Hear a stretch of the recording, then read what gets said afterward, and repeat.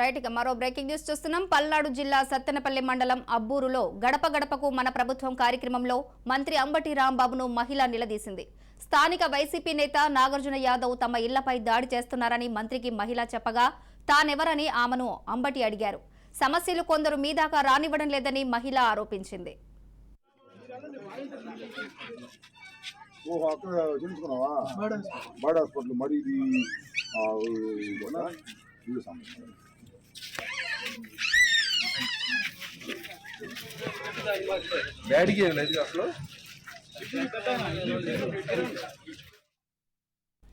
పల్నాడు జిల్లా సత్తెనపల్లి మండలం అబ్బూరులో గడప గడపకు మన ప్రభుత్వం కార్యక్రమంలో మంత్రి అంబటి రాంబాబును మహిళ నిలదీసింది.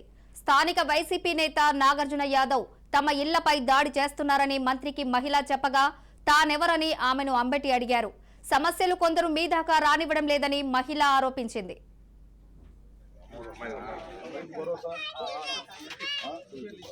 Daddy.